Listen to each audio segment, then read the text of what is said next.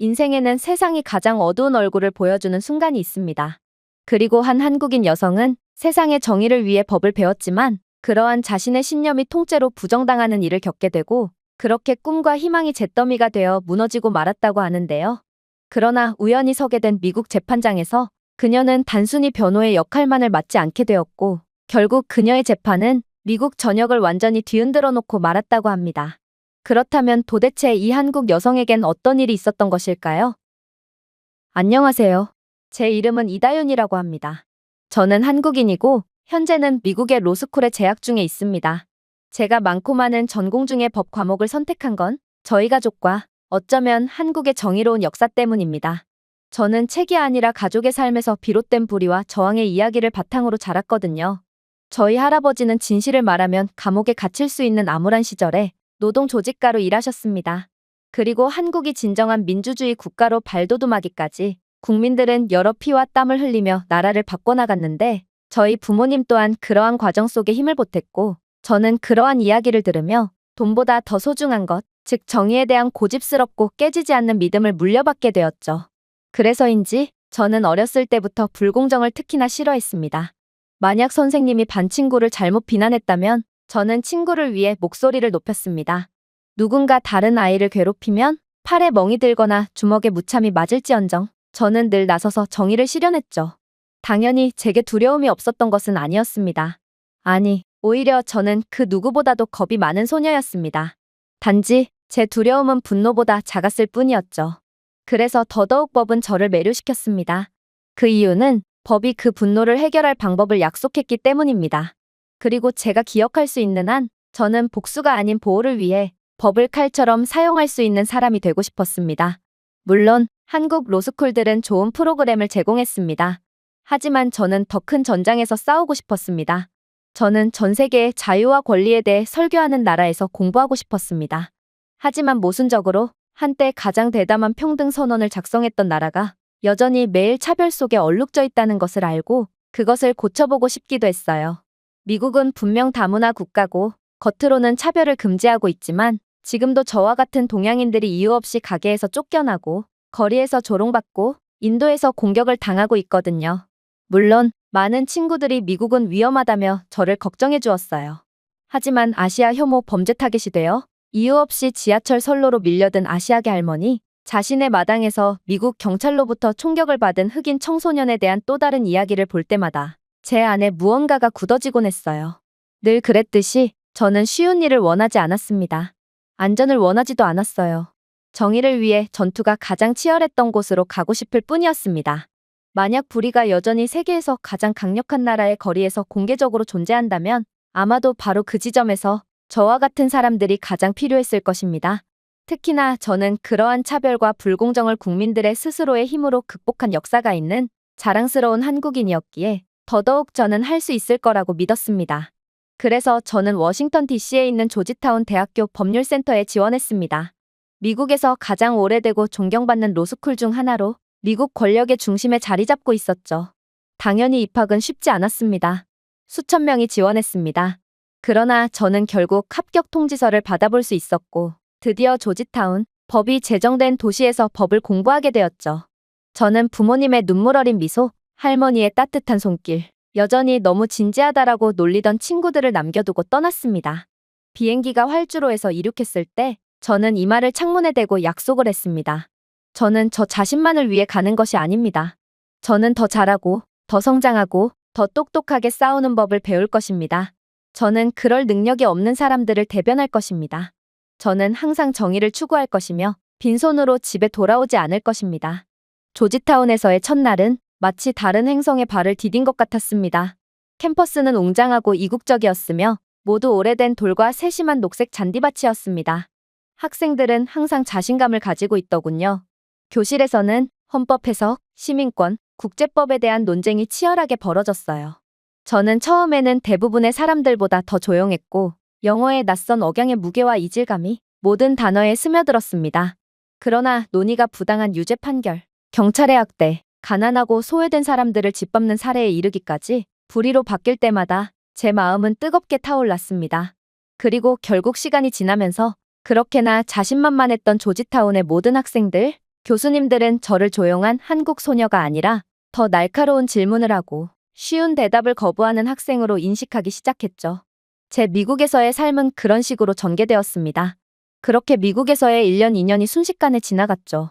그런데 그렇게 순탄할 줄만 알았던 미국에서의 생활은 그렇게나 정의를 부르짖었던 저조차도 감당하기 버거운 국면으로 빠져들게 됩니다. 분명히 그날은 나쁘지 않게 시작되었어요. 마치 운명이 저를 조롱이라도 하는 것처럼 그날은 너무 아름답게 시작되기까지 했죠. 저는 조지타운에서 아시아 법학학생협회가 주최한 소규모 모임에 참석했습니다. 두 문화를 등에 업는 것의 부담과 자부심을 모두 이해하는 사람들 사이에서 제가 완전히 진정으로 소속감을 느꼈던 드문 저녁 중 하나였죠. 회의가 끝난 후 저는 남아서 마지막 녹차를 마시며 공부해야 할 대법원 판결문 여백에 메모를 남겼습니다. 마침내 떠났을 때 거리는 조용했습니다. 공기 중에는 희미하게 봄비 냄새가 났습니다. 저는 무모하게 운전하지 않았습니다. 속도를 내지도 않았어요. 저는 사람이 아예 없는 곳에서조차 도로교통법을 준수하는 따분한 학생이었거든요. 그런데도 카페에서 세 블록도 채 안 되는 곳에서 경찰차가 매 바퀴, 매 정거장마다 저를 따라오는 것을 발견했습니다. 불빛이 번쩍일 때 제 심장은 뛰지도 않았습니다. 오해라고 확신했죠. 저는 침착하게 차를 세웠습니다. 그리고 창문을 내렸어요. 불필요한 오해를 사지 않기 위해 저는 정중하게 미소를 지었습니다. 험상궂게 생긴 두 명의 백인 경찰관이 다가오더군요. 그리고 저를 보고 거의 조롱을 하듯 외쳤습니다. 면허증을 주세요. 키가 큰 사람이 외쳤습니다. 어디서 오셨나요? 젊은 사람이 물었습니다. 저는 한국에서 왔습니다. 조지타운 로스쿨 학생 회의에 참석했죠. 라고 대답했습니다. 그는 과장되게 찡그리며 몸을 가까이 기울였습니다. 그리고 키가 큰 경찰관이 손전등으로 제 차의 후드를 두드렸어요. 비자로 여기 오셨나요? 네. 제가 대답했습니다. 하지만 그들은 도대체 왜 저를 세웠는지에 대한 명확한 이유도 밝히지 않은 채 그저 무례하고도 권위적인 태도로 저를 압박했어요. 차에서 내리세요. 그들이 명령했습니다. 이건 불합리했어요. 왜 그런지 여쭤봐도 될까요, 경관님? 제 목소리는 차분하고 안정적이었습니다. 그러자 그는 조롱을 하듯 싸늘한 미소를 짓더군요. 이유는 곧 알게 될 겁니다. 저는 나갔습니다. 그들은 저를 자동차 후드에 손을 얹고 서 있게 만들었습니다. 하지만 그들의 행동은 역시나 절차에 어긋나고 불법적이었어요. 미국에서의 동양인에 대한 은근한 차별은 미국에 올 때부터 느끼고 있었지만 그들의 불합리한 행동은 경찰이라는 자들이 이래도 되나 싶을 정도로 노골적이더라고요. 그들은 제 배낭을 찢어버리고 법교과서, 판례 노트, 이민 서류를 쏟아냈습니다. 젊은 경찰관은 낮게 휘파람을 불었습니다. 이 지렁이 같은 글자는 뭐죠? 무슨 비밀스러운 아시아 언어인가요? 한국어입니다. 라고 제가 말했습니다. 법정 메모. 기말고사를 준비하고 있습니다. 하지만 그들은 신경 쓰지 않았습니다. 키가 큰 사람이 명확한 영어 글자를 이해하지 못하는 척하며 여권을 대충 훑어보았습니다. 이다윤. 그는 조롱하듯 음절을 끌어내며 큰 소리로 읽었습니다. 재미있어요. 그가 말했습니다. 전혀 미국적이지 않고 우스꽝스럽게 들립니다. 저는 화를 억눌렀어요. 저는 미국인이 아닙니다. 하지만 저는 미국 법에 따라 다른 거주자와 동일한 권리를 가지고 있습니다. 그들이 웃었습니다. 저 여자 좀 봐. 그녀가 마치 TV 속 드라마 주인공처럼 헌법을 인용하는 것을 좀 보라고. 젊은 사람이 파트너를 팔꿈치로 밀며 말했습니다. 주먹이 절로 꽉 쥐어졌습니다. 그래도 저는 목소리를 고르게 유지했습니다. 저는 당신들이 제게 왜 이런 행동을 하는지에 대한 이유를 알 권리가 있습니다. 그러자 키가 큰 경찰관이 제게 더 가까이 다가왔습니다. 지나치게 가까이요. 나를 가르치려고 하는 거야, 꼬마 아가씨? 저는 제 권리를 주장하고 있습니다, 경관님. 저는 그의 시선을 한치도 물러서지 않고 맞받아쳤습니다. 그러자 그는 아무 경고도 없이 미소를 지으며 제 손목을 등 뒤로 고통스럽게 비틀었습니다. 당신은 합법적인 수색에 저항하고 있습니다. 저는 저항하지 않았습니다. 저는 숨을 헐떡였습니다. 저는 수정헌법 제4조 권리를 행사하고 있습니다. 뭐? 그는 저를 더 세게 잡아당겼습니다. 여기는 미국이야, 학생. 그리고 지금 내 권리는 나에게 달려있지. 수갑이 제 피부를 물어뜯었습니다. 폭력적인 절차 때문에 제 피부 곳곳에서는 피가 흘렀어요. 하지만 그들은 전혀 개의치 않더라고요. 오히려 그들은 거의 화풀이를 하듯 제 모든 책들을 젖은 포장도로에 던져버렸죠. 하지만 저희 주변에는 목격자가 없어 보였습니다. 카메라도 찾아볼 수 없더군요. 그저 차갑고 오만한 힘만이 그들의 손에 들려 있습니다. 그리고 저는 이게 단순한 교통 정지에 관한 것이 아니라는 것을 확신하게 되었죠. 그건 제가 동양인이기 때문이었습니다. 이들에게 전 그저 업무 스트레스를 날릴 수 있는 만만한 샌드백쯤일 뿐이었던 거였습니다. 그들은 저를 경찰차 뒷좌석에 들이받았고 당연히 미란다 원칙에 대한 고지 따위는 없었어요. 차가 연석에서 멀어질 때 저는 추위에 이마를 대고 플라스틱 장벽 속에 비참하게 박혀 있었습니다. 땀, 금속, 그리고 폐배의 냄새가 났습니다. 경찰서에 도착해서도 그들은 저를 범죄자처럼 대했습니다. 대충 지문을 찍고 부어오르고 피투성이에 제 얼굴을 대충 머그샷을 찍었습니다. 그들은 저를 처리하면서 제 손이 꽤나 부드러웠다며 다시 한번 체포하고 싶다며 희롱적인 농담을 하더군요. 심지어 그들은 제 이름 대신 저를 미스 쿵푸라고 불렀어요. 저는 아무런 대응도 하지 않고 그냥 주시했습니다. 그들의 얼굴을 외웠고 그들의 이름과 배지를 가슴속에 새겼어요. 저는 제 스마트워치가 모든 모욕과 불법적인 행동을 기록했다는 사실에 약간의 안도감을 느꼈어요. 하지만 스마트워치가 정말로 결정적인 증거를 포착했는지에 대한 부분은 확인할 수가 없어서 여전히 불안감을 느꼈습니다. 아무튼 그렇게 저는 차가운 유치장 안에 감금당하게 됩니다. 방은 너무나도 작았어요. 조지타운에 있는 제 기숙사 방보다도요. 차가운 금속, 얼룩진 매트리스, 더럽고 악취나는 방. 그들은 저에게 보석금을 낸다면 떠나도 된다고 말했습니다. 제가 해야 할 일은 보석금 몇천 달러를 내고 여기서 나가는 것뿐이었습니다. 정말로 저는 당장 이곳에서 떠날 수도 있었어요. 저는 기숙사로 돌아가서 몸을 정리하고 이 밤이 마치 없었던 것처럼 행동할 수도 있었습니다. 아무도 저를 탓하지 않았을 겁니다. 아니, 저는 그렇게 했어야 했어요. 여기 너무 오래 갇혀 있으면 수업에 결석할 것이고 조지타운 학칙에는 자비가 없기에 저는 무단결석 및 마감일 누락으로 인해 퇴학 처리 당하고 말 거예요. 하지만 저는 고심 끝에 선택했습니다. 바로 이곳에 남아서 불의에 저항하기로 말이에요. 제가 동양인이라는 이유만으로 차별을 가했던 경찰관들은 저를 가두었다고 생각했겠죠. 제 두려움이 저를 순종하게 만들 것이라는 생각을 했을 것입니다. 어쩌면 그들이 옳았을 수도 있어요. 이대로 보석금을 내지 않고 남는 건 바보 같은 선택일 수도 있겠죠. 제겐 잃을 게 너무도 많았고 또 미국에서 엄청난 권위를 자랑하는 공권력에 대항하는 건 계란으로 바위치기 격일 수도 있거든요. 하지만 제게 있어 정말로 두려웠던 건 학위를 잃거나 범죄자로 낙인 찍히는 것이 아니었어요. 만약 제가 불편함과 두려움을 피하기 위해 보석금을 낸다면 그들이 저를 이렇게 대할 권리가 있다는데 동의하는 셈이고 침묵이 저항하는 것보다 더 안전하다는데 동의하는 꼴이 되어버리는 것입니다. 제게 차별을 가한 경찰관들은 무고한 사람을 지배하는 힘을 검증하게 되겠죠. 저는 형광등 아래서 고개를 숙인다면 다시는 저 자신을 바라볼 수 없을 것이라는 것을 알았고 결국 두렵지만 이곳에 남기로 했습니다. 이곳 유치장 안에서도 미묘한 차별은 계속되었습니다. 유치장은 너무나도 추웠고 제가 담요를 요청하자 키가 큰 경찰관이 와서 곰팡이 냄새가 나는 얇고 더러운 담요를 가져와서 그 담요를 제 손이 닿지 않는 곳에 떨어뜨렸거든요. 중국인들은 무술을 잘하지 않나요? 그런데 당신의 반사력은 형편없군요. 잘 받았어야죠. 저는 대답하지 않았어요. 그러자 그는 제 복종을 원한다는 듯 더욱 노골적으로 시비를 걸어대더군요. 당신의 부모님이 정말 자랑스러워하실 겁니다. 여기까지 와서 감옥에 갇히다니요. 하지만 걱정하지 마세요. 당신 같은 중국인들은 살아남는데 능숙하거든요. 마치 바퀴벌레처럼. 그럴 때마다 저는 무릎을 가슴에 대고 앉아 기도하듯 헌법을 속삭였습니다. 수정헌법 제4조, 국민이 부당한 수색과 압수로부터 자신의 개인, 집, 서류 및 영향을 안전하게 보호받을 권리. 수정헌법 제5조, 적법한 절차 없이 누구도 생명, 자유 또는 재산을 박탈당하지 않습니다. 그러자 차별을 일삼던 경찰팀이 시시덕 거리더군요. 이봐, 조심해.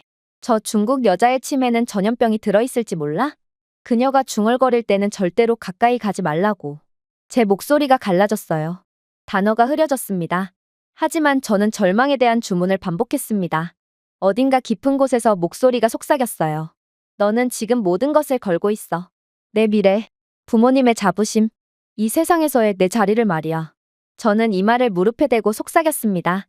우리 부모님, 그리고 할아버지, 그리고 대한민국의 선배님들 모두가 이와 비슷한 험난한 길을 걸었을 거야. 그러니 나도 절대로 포기하지 않아. 저항할 수 있는 강력한 힘이 내 피 안에 들어있거든. 그렇게 며칠이 지났고 결국 저는 풀려나게 됩니다. 그들이 저를 출구 쪽으로 이끌면서 힘든 아침 햇살 속으로 돌아갔을 때 저는 싸움이 이제 막 시작되고 있다는 것을 알았습니다. 학교는 곧 저에 대한 청문회를 열 것이고 제게는 불이익이 가해질 것입니다. 또한 학교에는 이미 저에 대한 소문이 전부 퍼져 있었고 저는 그들에게 끝없는 의심을 받을 뿐이었어요. 저 동양인 소녀가 뭔가를 했나 봐요. 그녀가 무죄라면 경찰이 왜 체포하겠습니까? 경찰에 반대한다고요? 그녀는 미쳤나 봐요. 그녀는 외국인이기 때문에 미국 경찰이 얼마나 무소불위의 권력을 가졌는지 이해하지 못하는 것 같아요. 그들의 말은 차가운 벌레처럼 제 피부 아래로 기어갔습니다. 저와 함께 강의실에서 정의와 시민권에 대해 토론했던 몇몇 반 친구들조차도 저와 눈이 마주쳤을 때 외면했습니다. 아무도 문제아와 연관되고 싶어 하지 않았죠. 얼마 후 저는 조지타운에서 열린 징계 검토 회의에 소집되었습니다. 구금을 당했을 뿐만 아니라 수업에 결석했다는 것은 제가 학칙을 위반했다는 것을 의미했습니다. 그들은 한 번만 더 무단 결석이 있을 시 저는 퇴학을 당할 것이라고 경고했습니다. 학교 측조차 동양인인 제 말은 아무도 들으려고 하지 않았고 제게 혐의가 있으니 유치장에 들어가지 않았겠냐며 제 항변을 묵살했죠. 아마 이번에 경찰을 고소하기로 결정한다면 저는 반드시 학교에 결석을 할 수밖에 없습니다. 그렇게 된다면 제가 승소를 한다고 해도 저는 학칙 위반으로 퇴학을 당하고 말 것이고 결국 학생 비자를 잃고 추방당하고 말겠죠.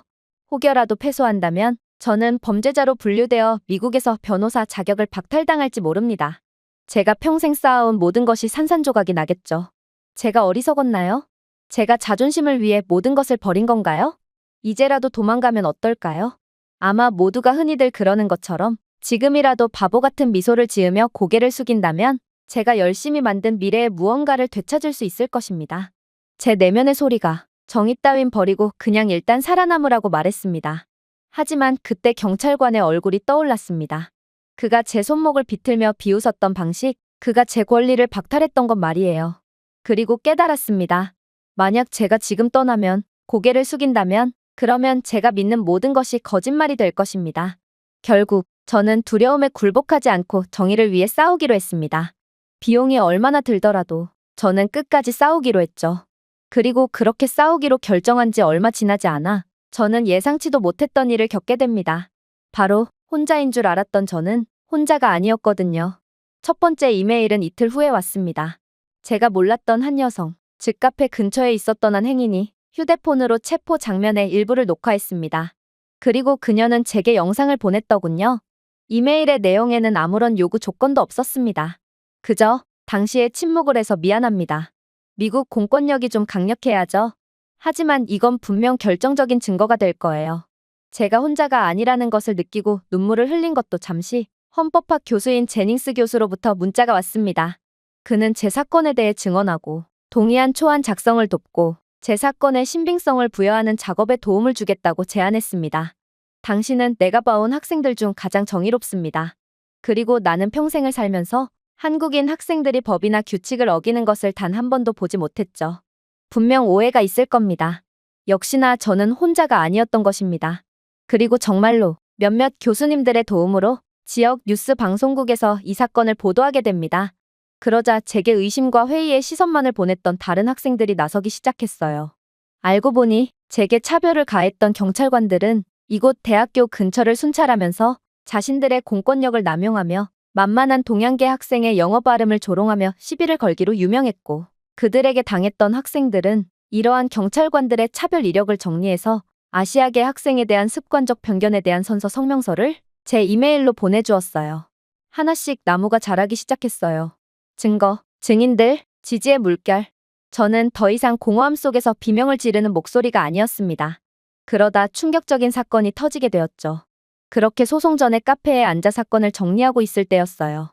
인기척에 눈을 돌리니 조지타운 야구 모자를 쓰고 두꺼운 안경을 쓴 70대 남성이 저를 뚫어져라 보고 있더군요. 저는 미국 경찰관에 의해 겪은 차별 사건 때문인지 그도 제가 동양인이라는 이유로 돌발 행동을 하지는 않을까 싶어 경계심이 들었습니다. 그러나 그는 놀라운 말을 해오더라고요. 당신이 그 소녀군요. 그는 서문없이 말했습니다. 한국 학생. 경찰과 싸우는 학생. 망설였습니다. 제 오래된 본능은 그가 경찰을 상대로 싸우려는 저를 부정적으로 보는 거라고 외쳤어요. 하지만 저는 이 상황에 정면으로 맞서기로 했어요. 저는 턱을 들어올리며 네라고 말했습니다. 그러자 그는 천천히 고개를 끄덕이더군요. 나는 주한미군으로 복무한 적이 있어요. 나는 퇴역 군인이거든요. 나는 당신에 대한 사건을 보자마자 동양인인 당신이 한국인이라고 확신했어요. 내 경험상 한국인은 정말로 고집이 세거든요. 그들은 절대로 물러서지 않아요. 하지만 그런 사람들이 세상을 변화시키는 법이죠. 한국이 지금 무엇을 만들어냈는지를 보세요. 내가 한국으로 파견 가서 복무했을 때만 해도 한국은 아무것도 없는 허허벌판이었습니다. 그러나 그들은 세상에서 가장 강력하고 부유한 국가를 스스로 이룩해냈죠. 세상은 한국인들 같은 사람들이 필요합니다. 그런 뒤에 그는 코트 주머니에서 무언가를 꺼냈습니다. 오래된 삼성 휴대폰이더군요. 나는 그날 밤 길 건너편 주유소에 있었습니다. 라고 그는 말했습니다. 이 빌어먹을 카메라를 어떻게 사용하는지 배우려고 했어요. 가로등을 녹화하는 줄 알았어요. 알고 보니 내가 전부 포착했더군요. 그들이 당신을 잡았던 방식, 그들이 당신을 조롱했던 방식을 말이에요. 그는 자신의 휴대폰을 테이블 너머로 밀어 넣었습니다. 당신이 하고자 하는 일을 하세요. 그리고 뒤를 돌아보지 마세요. 그게 바로 내가 본 한국인들이 하는 방식입니다. 당신은 분명 잘할 겁니다. 당신은 한국인이니까요.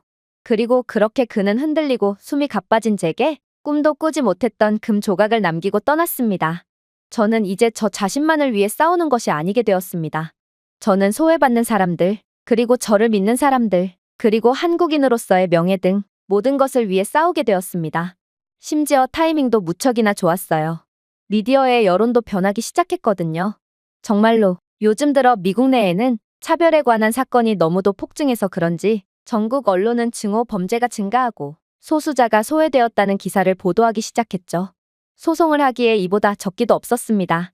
저는 준비됐고 이제 제게 몹쓸 짓을 가했던 경찰관들은 미국 내에 암묵적으로 존재하는 차별의 풍조를 대표해서 마땅한 벌을 받게 될 때였습니다. 하지만 그렇게 확신에 찬 와중 저는 저를 도와주시던 교수님으로부터 급한 연락을 받게 되었습니다. 그리고 교수님은 제게 충격적인 주장을 해오시더군요. 다윤아, 안타깝지만 이 소송은 불가능할 것 같구나. 이건 말이 안 되는 소리였어요. 소송은 누구에게나 있는 마땅한 권리인데 도대체 왜 저만 할 수 없다는 말인가요? 하지만 교수님은 침착하게 믿고 싶지 않은 주장을 해오시더군요. 자격 있는 면책 교리에 대해 들어본 적이 있니? 이게 바로 미국에서 피해자들이 경찰관에게 소송을 걸기가 쉽지 않은 이유야. 해당 경찰관들은 사건 직후 너를 저항적이고 공격적인 용의자로 묘사하며 신고했거든. 그리고 그들의 부서는 내가 증거를 제시할 기회조차 갖기 전에 내부적으로 신속하게 보고서를 검증했지. 아마 너는 경찰서에 구금되었을 때 증거를 제시해야 했어. 하지만 그들은 내게 그러한 기회가 주어진다는 것도 고지하지 않았겠지. 아무튼 공식 기록에 따르면 그들은 합리적인 의심에 따라 너를 체포했다고 주장했고 미국 법원은 명확하고 압도적인 증거가 존재하지 않는 한 민권 소송에서 공식 경찰 보고서에 크게 의존하기에 경찰관들이 헌법적 권리를 침해하지 않았다고 판단하거든. 즉, 이 사건은 경찰관의 재량 범위 내에서 해석될 수 있기 때문에 비록 그들의 행동이 도덕적으로 잘못되었더라도 경찰관을 보호해 줄 거라는 말이야. 그래서 너는 경찰관들을 직접적으로 고소할 수가 없는 거지. 세상이 무너지는 기분이었어요. 교수님께서는 이건 미국 법의 시스템적인 허점이고 극복을 할 수가 없는 부분이라고 말씀하셨는데요. 저는 제 세상이 무너지는 기분이 들었고 이런 게 바로 법이라면 저는 이런 허점 투성이의 법을 더 이상 공부하고 싶지 않다는 생각도 들었어요. 그리고 정말로 저는 이때 제 이야기가 끝났다고 생각했습니다. 저는 제가 잃은 싸움의 무게를 짊어지고 남은 인생을 패배자로 보낼 것이라고 생각했습니다. 시스템이 제 얼굴 앞에서 문을 닫고 말했던 나를 기억하며 말이죠. 네가 뭔데 공권력을 거스르려고 해? 고작 동양인 한 명만으로는 충분하지 않아. 너도 알고 있었잖아? 하지만 어느 비 오는 오후 제닝스 교수님의 이메일이 모든 것을 바꾸어 놓았습니다. 새로운 민권 침해 시범 재판, 긴급, 거의 열지 않을 뻔했어요. 기적에 대한 기대를 멈춘 상태였거든요. 하지만 우연히 눌러본 이메일은 제 모든 것을 바꿔놓았죠. 그것은 지역 민권 책임 재판소라고 불렸습니다. CCRAT. 몇몇 연방지방법원이 시민권 옹호자들의 엄청난 압력에 힘입어 조용히 시작한 프로그램이었습니다. 경찰의 위법 행위 혐의로 기소된 피해자들, 특히 적격 면책과 같은 절차적 장벽에 의해 차단된 피해자들은 특별 사법 패널에 직접 증거를 제출할 수 있는 시스템이었죠. 그리고 차별, 학대 또는 위법 행위에 대한 충분한 증거를 발견한 경우 재판소는 구속력 있는 판결을 내릴 수 있었습니다. 저는 가슴이 두근거리며 화면을 응시했습니다. 완전한 재판은 아니었습니다. 배심원 평결이 없었거든요. 하지만 만약 CCRRAT가 제게 유리하게 판결한다면 제가 직접적으로 소송을 걸 수 없었던 이번 사건이 정식 재판으로 넘어갈 수 있을 것이고, 그렇게 된다면 저를 모욕하고 비하하고 존엄성을 박탈한 경찰관들은 그에 대한 대가를 받게 될 것이 분명했어요. 물론 공권력이 절대적으로 유리한 고지에서 보호를 받는 미국이기에 저는 그만큼 확실한 논리와 증거가 필요했지만 아무튼 제겐 기회가 있는 셈이었어요. 그렇게 저는 증거들을 정리했습니다. 그리고 속으로 외쳤죠. 당신들은 나를 묻으려고 했지만 내가 씨앗인 줄은 미처 몰랐군요. 제가 증거를 제출한 지 2주 후에 재판소에서 보낸 편지가 도착했습니다. 그리고 CCRAT에서는 제 증거에서 정식 심리를 진행하기에 충분한 근거를 찾았다는 희망의 메시지를 전달해 주었죠. 당신은 변호사를 선임할 권리가 있으며 혹은 직접 변론에 참여할 수도 있습니다. 당연히 저는 직접 참여하여 저에 대한 변호를 하기로 결정했습니다. 저보다 제 이야기를 더 잘 들려줄 수 있는 사람은 아무도 없었거든요. 경찰관들이 저를 차에서 끌어내렸을 때 제가 피를 흘린 것처럼 피를 흘리는 사람은 아무도 없었습니다. 아무도 저처럼 분노와 불합리함으로 몸서리치지 않았습니다. 그러니 제가 직접 서 있을 것입니다. 성공하든 실패하든 말이죠. 그리고 저는 다른 사람들이 건네준 증거 대신 저 혼자 수집한 증거로만 이번 재판을 맡기로 결정했습니다. 교수님은 저보고 미쳤다고 하셨지만 저는 이번 일은 오직 저 혼자 힘으로만 해결해야 의미가 있다고 생각했거든요. 그렇게 재판부 심리가 열린 날 아침, 저는 간단한 검은색 정장을 입었습니다. 경찰 측은 변호사를 선임해서 만반의 준비를 다한 상태더군요. 경찰관의 변호사는 인내심과 혈통만으로 저를 짓밟을 수 있다고 믿는지 저를 거만한 표정으로 쳐다보며 천천히 일어섰습니다. 신사숙녀 여러분. 그는 기름처럼 부드러운 목소리로 말했습니다. 우리는 정직한 실수를 처벌하기 위해 여기 있는 것이 아닙니다. 우리는 법 집행기관의 힘든 일을 범죄화하기 위해 여기 온 것이 아닙니다. 그는 미묘한 경멸의 몸짓으로 저를 향해 손짓을 했습니다. 그날 밤에 일어난 일은 유감스러웠습니다. 그가 말했습니다. 하지만 불법은 아니었습니다. 악의적이지 않았습니다. 그것은 단지 문화 간의 오해였을 뿐입니다. 긴장한 동양인 젊은 여성과 의무를 다하는 경찰관들 사이에서 일어난 해프닝일 뿐이죠. 말도 안 되는 논리였습니다. 그는 차별적인 경찰관 때문에 상처받은 저뿐만 아니라 십수명의 피해자들을 농락하고 있었습니다. 그래서 저는 명확하게 답변했죠. 오해요? 오해는 손목에 멍을 남기지 않습니다. 오해에는 인종비하, 성적 수치심, 고의적인 굴욕, 조작된 경찰 보고서 등이 포함되지 않습니다. 오해는 진실을 지우기 위해 조율된 노력을 필요로 하지 않습니다. 하지만 경찰 측의 변호사는 노련했어요. 이미 제가 이런 식으로 대응할 것을 예상했는지 능글맞게 웃으며 제 주장을 반박했거든요. 제 고객인 랜달 경관과 브룩스 경관은 합법적인 직무 범위 내에서 행동했다고 주장합니다. 그리고 우리는 감정을 소송할 수는 없죠. 우리에겐 오직 사실들만이 필요할 뿐입니다. 자, 그렇다면 당신에겐 어떤 사실적 증거가 존재하죠? 어디 한번 봅시다. 그는 제가 증거가 없다고 확신하는 것 같았습니다. 당연하죠. 그들이 저를 폭력적으로 제압할 때 제겐 증거를 모을 어떠한 여유도 없는 것처럼 보였거든요. 그러나 저는 법을 배우는 학생으로 증거 수집이 얼마나 중요한 행동인지 아주 잘 알고 있습니다. 그래서 찰나의 순간 스마트워치를 작동시켰던 거였죠. 그래서 저는 그들에게 좌절감을 안겨다 주기로 했습니다. 그럼 사실에 대해 이야기해 봅시다. 저는 유리를 가로지르는 칼날처럼 날카로운 목소리로 말했습니다. 랜달 경관의 보고서에 따르면 저는 불규칙한 운전으로 인해 정지되었다고 합니다. 하지만 교통감시 영상에는 교통 위반이 전혀 없습니다. 두 경찰관 모두 제가 합법적인 수색에 저항했다고 주장했습니다. 하지만 바디캠 영상에는 신체 접촉이 시작될 때까지 완벽하게 가만히 서 있는 제 모습이 담겨 있습니다. 게다가 두 경찰관 모두 신체 수색 전에 명확한 구두 명령을 내리지 않았으며 이는 부서의 프로토콜을 위반한 것입니다. 여기에 더해 저는 현장의 상황을 스마트워치를 통해 녹음하고 있던 상황이었습니다. 그리고 녹음된 오디오에서 경찰관들은 아시아 소녀에게 존경심을 가르쳐야 한다라며 조롱을 한다거나 불필요한 성적 희롱이나 모욕의 순간들이 포착되어 있죠. 이러한 증거들은 경찰관들의 진정한 의도를 보여준다고 할 수 있습니다. 저는 오직 제가 수집한 증거만을 가지고 왔기에 이젠 줄 것이 아무것도 남아있지 않았습니다. 하지만 충분히 주었다고 생각했습니다. 진실은 이제 방 안에 벌거벗고 서 있었습니다. 하지만 교수님이 조언해 주셨던 것처럼 미국의 공권력은 철옹성 같았어요. 이러한 확실한 정황에도 판사는 그저 일부 발언이 부적절하더라도 경찰관들의 주요 행동이 불법이었다는 의미는 아닙니다라며 단호하게 말했거든요. 도대체 정의가 살아있기는 한 건지 저는 이러한 노골적인 재판에 좌절할 뿐이었습니다. 모든 것을 바쳤다고 생각했습니다. 제 말, 증거, 제 이야기만으로도 저울을 기울이기에 충분하다고 생각했습니다. 그러나 현실은 달랐고 제 방패는 산산조각 나버렸습니다. 경찰 측의 변호사는 이때다 싶어 같은 점을 끊임없이 지적하더군요. 그녀의 녹음은 불완전합니다. 그녀의 기억은 주관적입니다. 그녀의 비난은 증거가 아니라 감정적인 것입니다. 그리고 그럴 때마다 경찰관들은 내까지 동양인이 과연 우리를 어쩔 수나 있겠어? 라고 말해오는 듯 냉소적인 비웃음을 보내더군요. 하지만 그렇게 폐색이 짙은 재판장의 무거운 공기 속에서 저는 훨씬 더 깊은 것을 깨닫게 됩니다. 때때로 세상은 한 목소리가 울린다고 해서 변하지 않을 때가 있습니다. 다만 많은 목소리가 침묵을 거부하기 때문에 상황이 달라질 수 있는 것이죠. 이 상황을 지켜보던 제닝스 교수님이 벌떡 일어나셨습니다. 사실 그는 오늘 증언할 예정이 아니었기에 모두가 교수님의 돌발 행동에 깜짝 놀랐어요. 하지만 교수님은 어쨌든 공식적인 신청서를 들고 재판부에 새로운 증거 제출 허가를 요청했습니다. 이건 제가 수집한 증거가 아니었고 저 대신 보고, 듣고, 기억했던 사람들에 의해 수집된 증거였어요.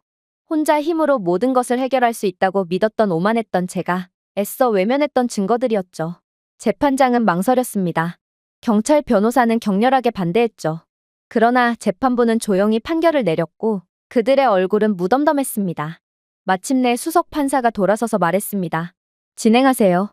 먼저 주유소 영상이 나왔습니다. 제게 할 수 있다며 어깨를 토닥여주던 주한미군 출신의 그 할아버지가 제공해주신 영상이었습니다.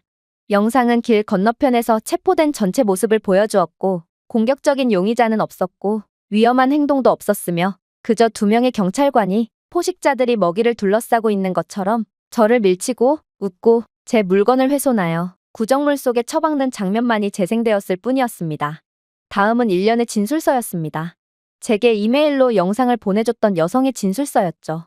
그리고 교수님은 파일에서 얇은 종이 더미를 꺼냈습니다. 테이블 위에 펼쳐놓자 방이 기울어지는 것 같았습니다. 렌달 경관을 상대로 2년 동안 20건의 차별 신고가 접수되었던 증거였습니다. 브룩스 경관을 상대로 한 23건의 신고도 있었죠. 전부 다 인종편견, 과도한 무력, 권한 남용 혐의였습니다. 상대가 백인이었던 경우는 단 한 건도 없더군요. 그리고 이 경찰관들에게 이유 없이 차별을 받았던 학교 학생 몇 명이 작성한 진술서도 있었습니다. 증거들이 소리내어 읽히자 재판실이 얼어붙었습니다. 경찰 측 변호사는 창백해졌습니다. 그리고 그렇게나 제게 조롱성 미소를 보였던 경찰관들은 겁먹은 아기 고양이처럼 온몸을 벌벌 떨며 패닉에 빠졌죠. 저는 의자에 얼어붙은 채로 앉아 갈비뼈에 심장을 부딪혔습니다. 저 혼자였다면 절대로 이길 수 없었을 것입니다. 이 증거들은 다른 사람들이 저를 외면하기를 거부했기 때문에 수집될 수 있었습니다. 학생들이 진술서를 작성하느라 밤을 새웠기 때문입니다. 이웃들이 진실을 말하기 위해 보복을 감수했기 때문입니다. 냉소와 두려움의 세계에서도 어딘가에 용기는 여전히 살아있었습니다. 진실은 항상 방중앙에 서 있었습니다. 그들의 신중하게 구성된 거짓말 위에 우뚝 솟아서 말이죠. 혼자 싸워야 한다고 생각했지만 저는 결코 혼자가 아니었습니다. 생각해보면 혼자였을 때도 딱히 없었죠. 모두가 정의를 위해 저마다의 방식으로 싸우고 있었고 이러한 외면하지 않는 사람들 덕분에 이 사회 정의는 구현되고 있던 것입니다. 그렇게 저는 이번 사건에서 승소했습니다. 그리고 경찰관들은 자신들의 행동에 대한 대가를 치러야 했죠. 그들은 파면뿐만 아니라 향후 법 집행기관에서의 취업이 금지되었습니다. 그리고 혹여라도 다시금 인종차별 같은 바보 같은 짓을 했다간 가중 처벌을 받을 수 있도록 전과 기록까지 남게 되었죠. 또한 그들의 비행에 대한 영구적인 공개 기록이 생성되었고 공식 연방 기록에 등재된 재판소의 조사 결과는 향후 소송이나 형사 기소 시 증거로 사용될 수 있게 되었습니다. 즉, 저에 대한 판례는 향후 발생할 다른 차별적인 사건까지 간접적으로 방지할 수 있게 되었다는 것입니다. 그렇게 저는 원하는 모든 것을 쟁취했습니다. 그리고 제 모든 것을 걸고 싸웠던 만큼 저는 재판이 끝나자마자 거의 쓰러지기 일보 직전이었죠. 워낙 매스컴을 탄 사건이었기에 복도로 나갔을 때 카메라가 번쩍였고 마이크가 저를 향해 밀려왔습니다. 질문들이 외쳐졌습니다. 기분이 어떠세요? 다음에는 무엇을 하시겠습니까? 이것이 다른 피해자들에게 어떤 의미가 있습니까? 가슴이 두근거렸습니다. 잠 못 이뤘던 밤들, 격려의 속삭임을 전한 동료 학생들, 기꺼이 자신의 휴대폰을 건넸던 할아버지, 이메일로 용기를 냈던 여성, 제 안에서 죽기를 거부했던 부서지고 멍든 희망. 카메라를 직접 들여다보았습니다. 그리고 저는 말했죠. 이것은 저만의 승리가 아닙니다. 우리 모두입니다. 침묵을 거부한 모든 목소리, 놓아주기를 거부한 모든 손, 여전히 법이 힘없는 사람들을 보호할 수 있다고 믿는 모든 영혼들, 그리고 우리가 다시 침묵하지 않는다면 이러한 억울하고 차별적인 일들은 절대로 다시 일어나지 않을 것입니다. 이 사건은 뉴스가 되었습니다. 한 한국 학생이 미국의 불의에 맞서 승리합니다. 재받은 편지함은 한국인, 아시아계 미국인, 이민자, 낯선 사람들이 보낸 감사와 격려의 메시지로 가득 찼습니다.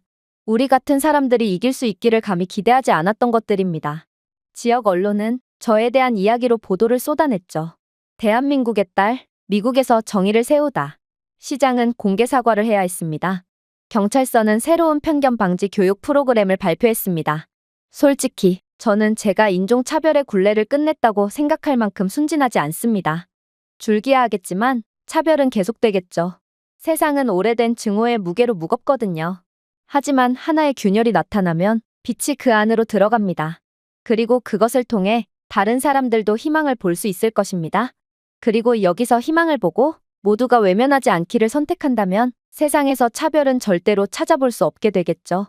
그리고 저는 이번 재판을 도와준 용기 있는 사람들을 회상하며 세상은 느리지만 결국 곧 그렇게 되리라 확신하게 되었습니다. 제가 준비해온 내용은 여기까지입니다. 끝까지 시청해주셔서 진심으로 감사드리며 여러분들의 구독과 좋아요, 알림 설정은 영상 제작에 큰 힘이 됩니다. 이상 세모튜브였습니다. 여기 미국으로 연구를 하러 간 한국인 대학원생이 간첩으로 몰리며 미국 법정 최고 형량에 처해질 위기에 처했다고 합니다. 그녀는 그저 연구에만 몰두하며 시키는 일만 했을 뿐이었습니다. 그리고 그녀를 조사하던 미국의 요원들 중 단 한 명이라도 그녀의 말을 조금이라도 들어줬다면 이런 불상사는 생기지 않았겠죠. 그러나 냉정하고 오만한 그들은 결국 한국인 여학생을 범죄자 취급했고 결국 그녀는 숨겨왔던 카드를 꺼내게 됩니다. 그리고 그녀가 꺼낸 카드는 미국 전역을 완전히 뒤집어 놓고 말았죠. 그렇다면 이 한국인이 어떤 방식으로 미국을 완전히 경악시켰던 것일까요? 안녕하세요. 제 이름은 한유나라고 합니다. 서울에서 태어나고 자란 저는 결코 단순한 학생이 아니었습니다. 5살 때 처음 컴퓨터를 만진 순간부터 제 세상은 알고리즘, 논리에 대한 무한한 호기심으로 가득 차게 되었거든요. 10살 때쯤 저는 이미 전국 코딩 대회에서 우승했고 이때 저는 제 꿈을 프로그래머로 정하게 되었습니다. 어린 나이에 컴퓨터에 대한 두각을 보였던 저였지만 저는 부모님 덕분에 늘 겸손하게 자랄 수 있었어요. 부모님께서는 한국은 워낙 IT 강국이고 저만큼 똑똑한 학생들은 어디에나 있으니 늘 열심히 노력하는 게 중요하다며 제게 겸손을 주입해 주셨거든요. 그렇게 저는 늘 최선을 다해 공부했고 결국 한국과학기술의 대명사인 카이스트에 입학하게 됩니다. 카이스트에 입학했을 때 저는 제 뛰어난 재능은 저 혼자만의 것이 아니었고 결국 부모님의 말씀이 옳았다는 것을 인지하게 됩니다. 제 주변에는 수백 명, 아니 수천 명의 젊은 한국인 학생들이 각자 자신의 분야에서 뛰어난 두각을 나타내고 있었거든요. 부모님은 한국인이라는 인종은 매우 특별하고 뛰어난 재능과 지능을 타고났다고 늘 말씀하셨는데 그 말은 정말인 것처럼 보였어요. 한국이 괜히 빠르게 발전을 했던 게 아니었던 것이죠. 주변을 좀 둘러보세요. 현재 한국은 사이버 보안과 AI 분야에서 특히 더 이상 누구도 따라가지 못할 정도로 선도자의 위치에 서 있습니다. 한국은 분명 앞서 나가고 있는 국가였어요. 분명 인터넷은 서구권에서 발명했지만 미래를 형성한 것은 한국의 손이었습니다. 반도체, 암호화 표준, 국방 시스템 등이 바로 한국이 전 세계를 앞지르고 있는 분야죠. 한국은 지구상의 그 어떤 나라보다도 기술 생태계가 깊고 빠른 나라가 되었습니다. 미국 싱크탱크들이 세계를 선도하는 기술 강국에 대해 이야기할 때 그것은 한국을 의미했고 글로벌 기업들이 진정한 보안 솔루션을 원했을 때 그들은 실리콘밸리가 아닌 서울로 눈을 돌렸습니다. 그렇게 저는 한국에 대한 무한한 자부심을 느끼며 카이스트 학부를 졸업하게 됩니다. 그리고 카이스트 대학원에 곧바로 진학했죠. 현재 한국이 기술 분야에서 엄청난 혁신을 이루고 있는 것답게 대학원에 진학한 제게는 특별한 기회가 찾아오게 되는데요. 바로 미국 국방부 산하 싱크탱크가 한국인 대학원생에게 6개월간의 연구 초청 기회를 제공했고 제가 미국으로 가게 되었거든요. 이건 미국의 자선이 아니라 인정이었어요. 미국은 한국의 천재성이 필요했고 결국 우수한 한국인 대학원생 몇몇을 자신들의 연구실에 초대한 거거든요. 부모님의 말씀대로 한국인은 매우 특별한 사람들이고 실제로 결과를 만들어내는 사람들이기에 제가 한국을 대표해서 미국으로 가게 된 것입니다. 정말 감사하고 자랑스러운 일이었죠. 그렇게 인천국제공항에서 비행기를 탈 때 저는 단순히 꿈을 꾸는 것이 아니라 나라 전체의 자부심을 가지고 있었습니다. 저는 새로운 디지털 위협에 떨고 있는 세상에 대한 한국의 대답이었습니다. 저는 21세기가 한국의 것임을 다시 한번 증명하려고 했습니다. 하지만 저는 전혀 모르고 있었습니다. 저를 기다리고 있는 전장이 얼마나 악랄하고 얼마나 부당한지 말이죠. 제가 알고 있는 건 단 하나였습니다. 현재 미국은 전 세계의 기술 패권을 주도하고 있는 것처럼 보이지만 그건 단지 외관에 불과할 뿐이라는 것을요. 그 모든 것 아래 미국은 보이지 않는 공격에 떨고 있는 나라였습니다. 실제로 최근 몇 년 동안 미국은 사이버 그림자로 인해 엄청난 타격을 입었습니다. 바로 해킹과 스파이 및 간첩 문제였죠. 감히 누가 겁도 없이 미국을 건드냐고요? 모든 일은 거의 항상 중국으로 거슬러 올라가죠. 하지만 이것은 단순한 아마추어 해킹이 아니었습니다. 이건 국가적으로 지원된 사이버 전쟁이었죠. 최근 미국에서 발생한 군용 기밀 서류 도난 사건, 전력망, 상수도, 심지어 항공 교통관제 시스템 등의 중요한 인프라에 대한 침투는 전부 중국의 소행이고 결국 미국은 수조 원의 손실을 입었습니다. 하지만 대개 해킹이 늘 그렇듯 확실한 물증이 없어서 미국도 어쩌지 못하고 있죠. 그러나 그중 최악이자 미국 정부가 치를 떨고 있는 것은 바로 유닛 스카이파이어라는 중국 단체였어요. 그들은 단순한 해커가 아니라 매우 인내심이 많고 치밀한 그리고 무자비한 중국의 디지털 암살자들이었습니다. 유닛 스카이파이어는 중국 정부의 전폭적인 지원을 받고 있는 것으로 추정되는데 이들은 정부 서버에 침입하고 보이지 않는 백도어를 삽입하며 그렇게 흔적도 없이 사라지는 것을 전문으로 하고 있었어요. 알람도 없고 증거도 없었어요. 그들이 다녀간 자리에는 혼돈만이 남을 뿐이죠. 사실 이건 매우 불공정한 싸움이었어요. 사이버 보안에서는 공격하는 것보다 방어하는 것이 무한히 더 어렵거든요. 단 하나의 결함만 있으면 한 나라의 비밀이 전부 쏟아져 내리는데 반대로 해커를 추적하는 건 몇 배나 더 어렵죠. 그래서 북한이나 중국의 사이버 해킹 부대가 더욱 활개를 치고 있는 것입니다. 냉정하게 봤을 때 이들의 기술은 그다지 진보되지도 않았으나 크래킹이라는 공격의 특성상 국가가 폐쇄적이고 개발도상국에 가까울수록 유리한 측면이 있거든요. 그래서 미국은 중국보다 나은 기술력을 가지고도 피를 흘리고 있는 것입니다. 그것도 매우 심한 출혈을 말이죠. 이러한 보이지 않는 중국의 공격 때문에 미국의 좌절감은 편집증으로 변해가고 있었습니다. 하지만 문제는 이들의 경계심은 편견으로 변질되고 있었다는 것입니다. 바로 중국인, 이를 넘어 동양인 전체에 대한 편견 말이죠. 이러한 상황 속에서 제가 미국에 들어왔습니다. 아마 미국인들의 눈에는 적인 중국인의 얼굴과 제 얼굴을 구별할 수 없겠죠. 제가 상하이가 아닌 서울 출신이라는 것은 중요하지 않았습니다. 시스템을 공격하는 것이 아니라 방어하는 데 평생을 바친 것은 중요하지 않았습니다. 그들에게 저는 중국인처럼 보였다는 것이 중요했죠. 그리고 그 당시에는 중국인처럼 보인다는 것은 무죄가 입증될 때까지 유죄라는 것을 의미했습니다. 저는 연구센터에서 첫날 처음으로 그것을 알아차렸습니다.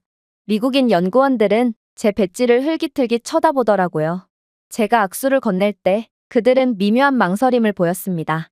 제가 전화로 한국어로 말할 때 그들은 저를 마치 중국의 스파이를 보듯 저를 흘겨봤습니다. 처음에는 무시했어요. 그리고 생각했죠. 편견 따위는 충분히 내 능력으로 극복할 수 있어. 나는 이 분야의 최고인 한국에서 온 몸이라고. 결과로서 나 자신을 증명해 보이겠어. 그러나 저는 틀렸습니다. 두려움에 휩싸인 나라에서는 의심의 불꽃이라도 불을 붙일 수 있다는 것을 간과했거든요. 특히나 저 같은 사람, 즉 미국 정부 건물에서 일하는 동아시아 여성에게는 더더욱 의심의 불길이 번지기 딱 좋았죠. 그 일은 비 오는 화요일 밤에 일어났습니다.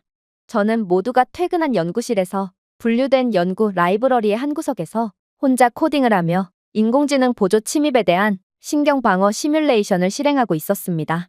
끝없이 이어지는 녹색 코드들이 제 화면을 가득 채웠습니다. 그 중에는 한국어 주석, 양자키, 방위 행렬 등이 포함되어 있었죠.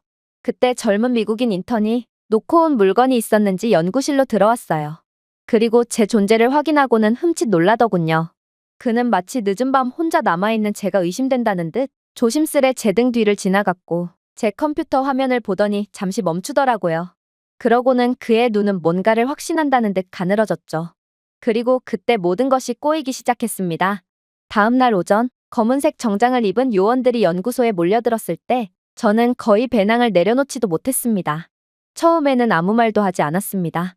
설명은 없었어요. 미란다의 원칙에 대한 고지도 없었죠. 그냥 퉁명스러운 명령뿐이었습니다. 한유나 씨, 우리와 함께 가주셔야겠습니다. 이건 납득이 안 가는 상황이었고 적법한 절차도 거치지 않은 상황이었어요.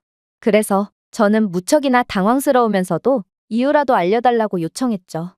그러자 그들은 싸늘한 시선으로 저를 쳐다보더군요. 한유나 씨, 키가 큰 요원이 차가운 목소리로 말했습니다. 당신은 미국 정부에 대한 스파이 활동으로 조사를 받고 있습니다. 저는 마치 다른 세계에 온 것 같아 벙찔 뿐이었습니다. 간첩이요? 제가 더듬었습니다. 실수가 있는 것 같습니다. 저는 한국 연구원입니다. 저는 정부가 승인한 프로그램에 따라 여기에서 연구를 진행하는 거예요. 하지만 그들은 제 주장을 묵살하며 필요한 정보는 모두 알려주었다는 듯 저를 폭력적으로 끌고 가기 시작했죠. 하지만 무엇보다 더욱 상처가 되었던 건 끌려가는 저를 바라보는 연구실 사람들의 눈빛이었어요. 그들은 마치 역시나 안 그래도 의심스러웠던 차였어. 저 동양인은 역시나 중국의 끈앞풀이었던 거야 라고 말해오는 듯 저를 싸늘하게 쳐다볼 뿐이었거든요. 그렇게 저는 감옥보다도 좁은 창문이 없는 방에 갇히게 됩니다. 위에서 윙윙거리는 희미한 형광등 하나와 손끝이 얼 정도로 차가운 금속 테이블 하나뿐인 방에 말이죠. 요원은 두꺼운 마닐라 폴더를 테이블 위에 던졌습니다. 내부에는 제 코드 화면 사진들이 있었습니다. 이메일 서신과 사무실에서 한글을 타이핑하는 사진도 있습니다. 저는 상황을 빠르게 파악했습니다. 그들은 저를 중국인으로 착각한 모양이었어요. 그러나 제 주장에도 그들은 역시나 저를 조롱할 뿐이더군요. 한국어나 중국어나 우리 대부분에게는 똑같은 언어일 뿐이야. 젊은 요원이 비웃었습니다. 미국은 생각보다 더욱 무지했고 편견은 더 심했습니다. 그러고는 저를 압박해오기 시작하더군요. 한유나 양, 당신도 유닛 스카이파이어라는 중국 해커 조직에 대해 들어본 적이 있을 거야. 당신은 지금 이 중국 조직과 연루된 간첩이라는 혐의를 받고 있어. 이들은 정말 악질이지. 이들 중국 조직은 보스턴에 있는 백신 연구소의 네트워크에 침투해서 민감한 임상시험 데이터를 훔치고 연구 결과를 조작하며 전 세계적으로 백신 안전성에 대한 의심을 불러일으켰지. 이건 중국이 발생시킨 전염병임에도 말이야. 몇 년 전에는 미국 인사관리국의 데이터망에 침투해 수많은 미국 공무원들의 개인정보를 도난했어. 이름, 주소, 지문, 보안 허가 정보를 말이야. 정말 웃기지. 중국 같은 형편없는 사이버 보안 기술을 가진 국가가 감히 미국을 공격하다니 말이야. 하지만 수비는 항상 공격에 뒤처지는 법이야. 공격자는 단 하나의 균열만 찾으면 되지만 방어자들은 모든 문, 모든 창문, 모든 정보 분자를 영원히 지켜야 하거든. 그러나 우리는 드디어 당신이 중국 해커 조직 요원이라는 증거를 수집하게 되었어. 당신은 이제 끝장이라고. 이건 말도 안 됐습니다. 그들은 제가 중국인과 비슷하게 생긴 동양인이라는 이유로 저를 의심하고 있는 게 분명했어요. 그래서 저는 중국과는 아무런 연관이 없는 한국인이라고 설명했죠. 그러나 요원은 여전히 회의적인 시선을 보일 뿐이었어요. 한국은 중국 바로 옆에 있는 국가잖아.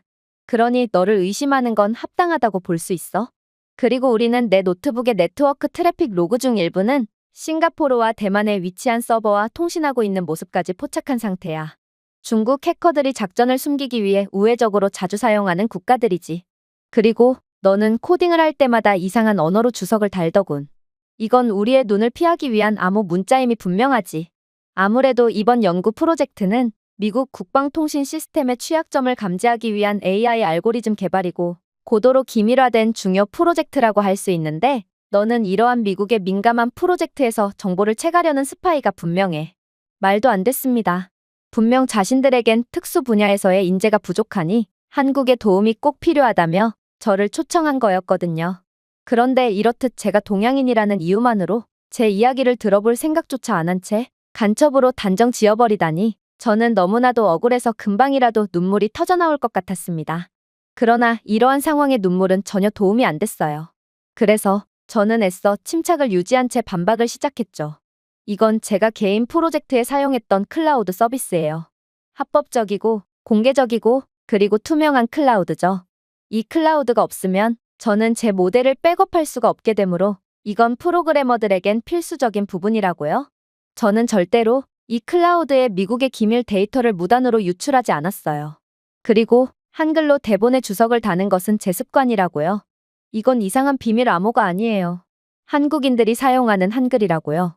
왜 낯선 언어를 전부 스파이들의 비밀 암호라고 생각하는 거죠? 제가 동양인이라서 그런 건가요? 물론 제가 외국 국적을 가진 사람으로서 대부분의 미국인들이 전혀 들어보지도 못한 취약점에 접근할 수 있는 권한을 가진 건 사실이에요. 그러나 이건 당신들이 원해서 그런 거잖아요. 저는 당신들의 요청으로 인해 파견 온 기술자라고요. 하지만 제가 간첩이라는 실제적인 증거가 전혀 없는 상황에서도 그들은 저를 가두기에 충분한 정황 그림자를 가지고 있었습니다. 그리고 그 핵심에는 제가 아시아인이고 중국인과 비슷한 외모를 가졌다는 거였죠. 결국 그들은 저는 걸어다니는 국가적 위협이라고 판단할 뿐이었습니다. 국경 간 데이터 전송, 검증되지 않은 언어로 암호화된 통신, 기밀 프로젝트와의 근접성. 나이든 요원은 칼날처럼 날카로운 목소리로 앞으로 몸을 기울였습니다. 이 정도면 국가 안보 위협으로 분류할 수 있습니다. 당신은 미국의 디지털 방어선의 중심을 뚫기 위해 심어진 중국 두더지가 분명해요. 저는 그 즉시 얼어붙었습니다. 미국에서는 스파이 활동이 솜방망이 처벌로 끝나지 않거든요. 그것은 미국에서 중대한 범죄였습니다. 미국에서 스파이나 간첩 활동은 종신형 또는 사형에 처해질 수 있습니다. 저는 냉전시대 스파이들에 관한 이야기를 읽었던 기억이 떠올랐습니다. 미국은 단순한 의심만으로도 한 사람의 운명을 영원히 봉인해버렸죠. 그리고 지금 저는 똑같은 혐의로 여기에 있었습니다. 우리는 당신을 무기한 구금할 충분한 정황 증거를 가지고 있어 라고 젊은 요원이 말했습니다. 그리고 이런 경우에는 최대 처벌을 내리는 게 일반적이지. 그게 무슨 뜻인지 이해하지? 저는 외국 땅에서 죽을 수도 있었습니다. 잊혀진 채 혼자였고 제가 존경했던 나라에서 배신자로 낙인 찍혔습니다. 하지만 이럴 때일수록 침착해야 했어요. 호랑이 굴에 들어가도 정신만 차리면 산다는 말도 있잖아요. 그래서 저는 천천히 숨을 들이쉬고 차가운 시선을 마주치며 명확하게 말했습니다. 제 프로그램 터미널에 접근할 수 있게 해주세요. 1시간만 주세요. 당신이 잘못된 적을 쫓고 있다는 것을 증명하겠습니다. 하지만 이들은 더 많은 것들을 요구하더군요. 소스코드 저장소 전체를 열어보세요. 주임 요원이 금속 테이블에 손을 부딪히며 요구했습니다. 당신의 의도를 확인해야 합니다. 저는 믿기지가 않는다는 표정을 지으며 그를 응시했습니다. 그는 단지 제 개인적인 일만 요구한 것이 아니었습니다. 소스코드라니 그는 모든 것에 대한 접근을 요구하고 있었습니다.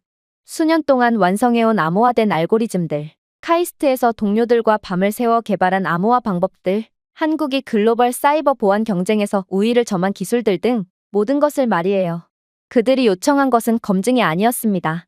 그것은 정의로 위장한 절도였습니다. 이러면 중국과 그들이 다른 게 대체 뭐란 말인가요? 그래서 저는 단호하게 고개를 저었습니다. 이 코드는 제 개인의 것이 아닌 제 조국인 한국의 것입니다. 그것은 우리의 국가 지적재산입니다. 저는 소스코드만큼은 절대로 넘겨줄 수 없습니다. 그들의 얼굴이 굳어졌습니다. 한씨, 마지막 기회를 드리겠습니다. 선임 요원은 테이블 너머로 몸을 기울였고 목소리는 낮고 무거웠어요. 그의 뒤에는 2명의 요원이 팔짱을 끼고 무표정한 얼굴로 서 있었습니다. 마치 위협하기 위해 지어진 벽처럼 말이죠. 저는 너무 두려웠고 금방이라도 기절할 듯 겁을 먹었지만 그래도 소스코드만큼은 절대로 넘겨줄 수 없었습니다. 그들에게는 제가 뭔가를 숨긴다는 인상을 주겠지만 저에게는 절대 넘을 수 없는 선이었거든요. 저는 단지 제 이름을 지키고 있었던 것이 아닙니다. 저는 제 고향을 지키고 있었습니다. 교수님들, 동료 학생들, 저희가 만들어낸 것 덕분에 더 높이 서 있을 미래의 한국의 위상? 하지만 애국의 대가는 참혹했죠. 그들은 제 배지와 보안 허가를 박탈했습니다. 그리고 이제 저는 유력한 용의자 신분으로 전환된다며 저를 압박했어요. 우리는 당신을 미국의 이익에 반하는 적대적 비전투원으로 분류할 것입니다. 저는 한국 대사관을 통해 정식 항의서를 제출하겠다고 요청했습니다. 하지만 그들은 제 정당한 요구를 그저 비웃을 뿐이었어요. 당신은 무기한 구금에 처해졌습니다. 그러니 당신에겐 그럴 권리가 없습니다. 당신은 일반적인 범죄 용의자가 아닌 간첩 혐의를 받고 있는 용의자입니다. 미국에서 간첩 혐의가 얼마나 중대한지는 당신이 박탈된 모든 권리만 봐도 이해할 수 있을 거라 믿습니다. 그렇게 저는 수갑이 채워진 채 작고 허름한 방에 갇혔습니다. 제가 한국을 보호한 것이 잘못이었을까요? 제가 모든 것을 포기했다면 그들이 저를 믿었을까요? 하지만 마음속으로는 답을 알고 있었습니다. 어떤 물건들은 팔기에는 너무 소중합니다. 어떤 것들은 제가 고통을 받으면서까지 지켜낼 가치가 있습니다. 비록 그것이 제가 받지 않아야 하는 벌까지 받아야 하는 경우에도 말이죠. 작은 빵으로 이송된 이후에도 그들의 압박과 협박은 계속되었습니다. 그들은 여전히 저를 중국인으로 불렀고 배신자라고 불렀습니다. 제게만큼은 항상 차가운 음식이 배달되었죠. 잠을 자려고 해도 손목에 수갑이 채워져 있었습니다. 형광등이 머리 위에서 윙윙거리며 꺼지지 않았기에 잠을 잘 수가 없었죠. 하지만 저를 이렇듯 동물처럼 가둬도 억울하게 제 삶을 파괴하더라도 저는 절대로 조국을 배신하지 않을 것입니다. 저는 무죄입니다. 변호사를 선임하게 해주세요. 그러나 그들은 웃으면서 말하더군요. 테러리스트는 변호사를 선임할 수 없습니다. 저는 죽음의 공포가 올가미처럼 목을 감싸고 있는 것을 느꼈습니다. 하지만 그때 더 깊고 격렬한 무언가가 제 안으로 밀려들었습니다. 인천공항에서 어머니의 눈물겨운 작별 인사가 떠올랐습니다. 아버지의 자랑스러운 악수가 생각났습니다. 내가 누구의 딸인지 기억해. 저는 카이스트에서의 끝없는 밤을 생각했습니다. 저희는 저희 자신을 위한 꿈이 아니라 저희를 잿더미에서 탁월함으로 끌어올린 국가의 명예를 위해 꿈을 꾸었습니다. 그래서 저는 견뎌내야만 했습니다. 제가 강해서가 아닙니다. 제 사람들의 희망 때문이었습니다. 제 앞에 놓인 세대의 희생들, 역사에 무릎 꿇기를 거부한 국가의 저력, 그것들이 억눌릴 수 없는 불꽃처럼 제 안에서 타오르고 있습니다. 자비를 기다리면 죽을 것입니다. 만약 제가 거짓말을 고백한다면 제가 믿었던 모든 것을 배신할 것입니다. 남은 길은 단 하나뿐이었습니다. 싸우는 거였죠. 어렸을 때부터 천재라고 불렸던 제 뇌와 함께 말이에요. 저는 심호흡을 했고 저를 지켜보는 요원들의 차갑고 딱딱한 눈빛을 정면으로 응시했습니다. 제한이 있어요. 손목에 족쇄가 채워져 있음에도 불구하고 저는 침착한 채 말을 꺼냈습니다. 수석 수사관 모건 요원이 비웃었습니다. 당신은 협상할 입장이 아닙니다, 한씨. 비웃는 말을 무시했습니다. 당신은 중국과의 전쟁에서 지고 있어요. 저는 분명하게 말했습니다. 중국의 사이버 부대, 특히 유닛 스카이파이어는 여러분이 생각하는 것보다 더 깊숙이 시스템을 침투시켰습니다. 그들은 당신을 비웃고 있습니다. 당신들은 이미 수조 원을 썼습니다. 당신들은 최고의 프로그래머들을 고용했어요. 그럼에도 불구하고 그들을 막을 수는 없었죠. 제가 그들을 막을 수 있습니다. 오히려 그들을 전부 잡아들일 수 있죠. 젊은 요원 중 한 명이 불편한 기색을 보이며 몸을 기울였습니다. 그러나 노련한 수석요원 모건은 저를 비웃더군요. 당신은요? 모건이 팔짱을 끼고 말했습니다. 대학원생? 외국인? 당신은 뭔데요? 그는 고개를 저었습니다. 미국 최고의 사이버 지휘팀조차도 단 한 명의 유닛 스카이파이어 요원도 생포하지 못했습니다. 대체 무슨 자신감으로 그런 말을 하나요? 저는 움찔하지 않았습니다. 저는 당신처럼 생각하지 않기 때문이에요. 라고 제가 말했습니다. 당신은 무차별적인 힘으로 그림자를 쫓고 있습니다. 그러나 저는 프로그래머로서의 흐름을 이해하죠. 그리고 그들의 코드 리듬, 행동, 디지털 지문을 이해합니다. 돈으로는 할 수 없는 것들이죠. 모건은 여전히 저를 비웃었습니다. 당신은 정확히 무엇을 원하시나요, 한씨? 희망이 보였습니다. 당신들의 유출 데이터와 터미널 노드에 대한 감독 접근 권한을 주세요. 만약 제가 성공적으로 활성화된 유닛 스카이파이어 요원들을 식별하고 잡아들인다면 당신은 저에 대한 모든 혐의를 취하해야 합니다. 그리고 당신은 제 무죄를 공개적으로 인정해야 합니다. 다시 말하겠습니다. 공개적으로 당신들의 잘못을 인정하세요. 그는 다시 웃었지만 이번에는 망설이는 빛이 눈에 띄었습니다. 그들은 공개적이라는 뜻이 얼마나 강력한 위력을 발휘하는지 깊이 알고 있었기 때문입니다. 만약 실패하면 모건이 천천히 말했습니다. 세상이 당신의 이름을 잊어버릴 정도로 깊은 구덩이에서 썩게 될 것입니다. 하지만 제 입장에서는 믿질 것이 없었습니다. 미국에서 간첩 혐의를 받는다는 건 정식적인 재판이 열릴 때까지 몇 년이고 감옥에서 썩어야 될지도 모를 노릇이고 그건 제 영혼을 갉아먹을 게 분명했거든요. 그렇게 저는 드디어 수갑을 풀고 노트북을 잡게 됩니다. 그들은 저를 연방 건물 안에 있는 밀폐된 사이버 포렌식 연구실에 배치했습니다. 직장이라기보다는 영안실처럼 느껴질 정도로 황량한 방이었죠. 무장 경비원이 문 옆에 서 있었습니다. 3명의 선임 분석가가 제 모든 키 입력을 모니터링했습니다. 극비 연구실에는 미국에서 네로라 하는 인재들이 천문학적인 지원을 받으며 중국 해커들을 추적하고 있더군요. 하지만 그게 문제였습니다.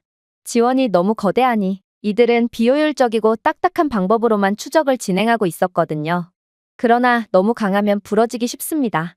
갈대가 태풍에도 부러지지 않고 견디는 이유를 생각해보세요. 이건 저희 부모님이 늘 하시던 말씀이었죠. 이건 돈으로 해결되는 문제가 아니었습니다. 그래서 저는 보이지 않는 유령 같은 해커들을 공개적으로 유인하는 전략을 생각해냈죠. 그래서 저는 감독하는 FBI 기술 책임자인 도넬리라는 사람에게 눈을 돌렸습니다. 처음부터 저를 얄팍하게 경멸하며 지켜보고 있던 사람이었죠. 그는 팔짱을 끼고 미소를 지었습니다.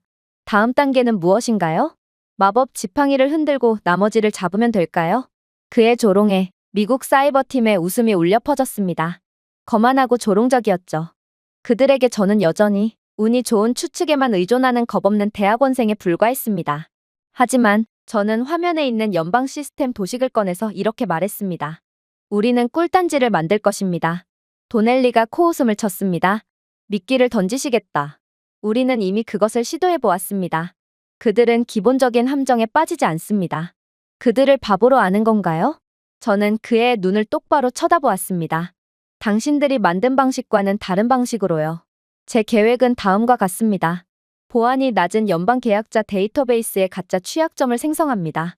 그리고 현재 미국에서 진행 중인 군사 드론 프로젝트에 대한 메타데이터를 충분히 유출하여 가치 있게 보이게 하는 것입니다. 그 상태로 백도어를 주입하면 관찰뿐만 아니라 행동 징후를 상류로 추적할 수 있습니다. 우리 측에서 조작한 비밀 문서까지 전부 남겨두세요. 그렇게 된다면 중국 해킹 부대는 더 오랫동안 교전 상태를 유지하며 더 많은 경로를 드러낼 것입니다. 우리는 미끼만 남기는 게 아니에요. 저는 침착하게 말했습니다. 그것보다 더 기다리는 겁니다. 우리는 그들이 이빨을 드러내도록 유혹할 것입니다.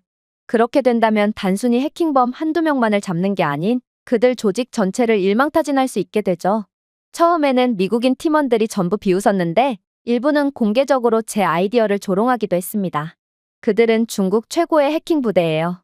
그들을 일망타진한다고요? 역시 대학원생다운 바보 같은 발상이네요. 하지만 모건 요원은 의외로 순순히 제 의견을 받아들였어요.